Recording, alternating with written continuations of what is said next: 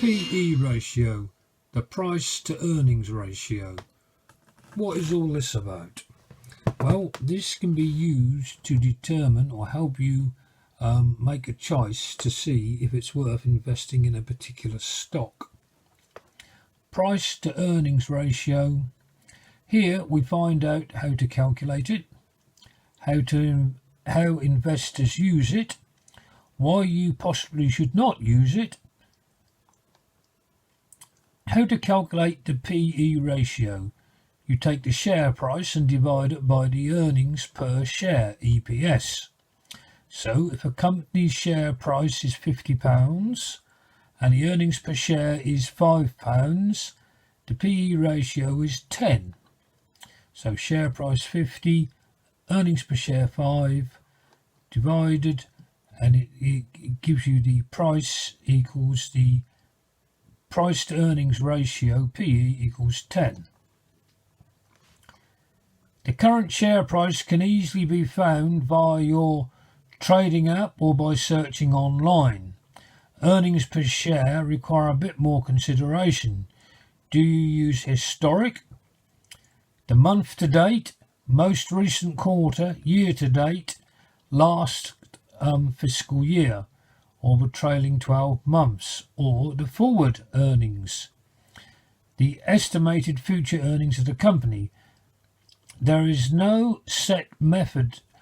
Just be aware when you are being given a PE ratio of how it has been calculated.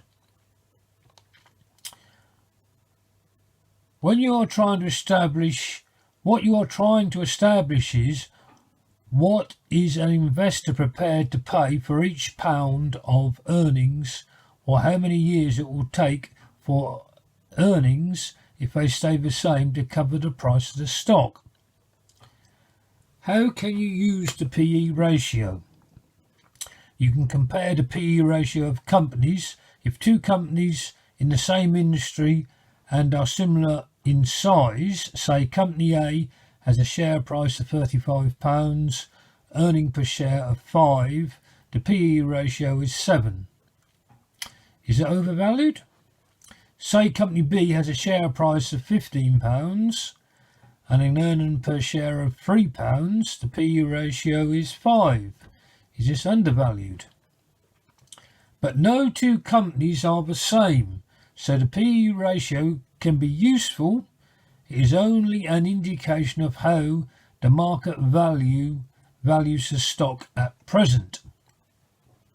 Some investors have a rule never to buy a stock that has a higher PE than, say, 15. This helps you narrow down your choice of stocks. You can compare the PE ratio of companies with the total exchange average, or as mentioned, with other companies within the same sector.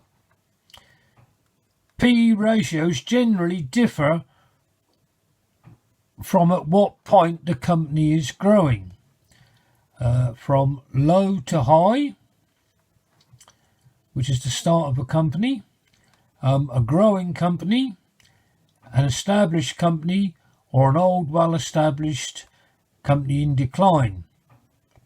If you use this method of picking stocks, you could overlook some very young companies that have great potential for growth, but may have a negative PE ratio. So in conclusion, I find using PE ratios to find stocks useful, but by no means to form a final decision. Just use this as one of the tools to help you select the stock. You can do some screening, say for example finding PE ratios of a certain level in a certain sector.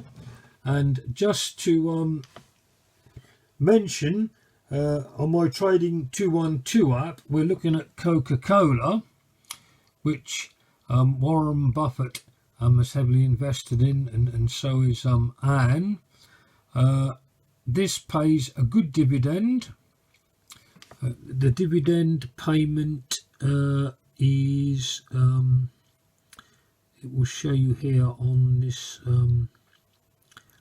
app. Key ratios, the PE ratio is 27.49, which is particularly high, but this is still a very interesting stock worth considering, and it pays a dividend yield of 2.79, and the beta, this is how often the shares are traded compared to other shares, and it's 0.58, so the shares in Coca-Cola are not traded quite so much.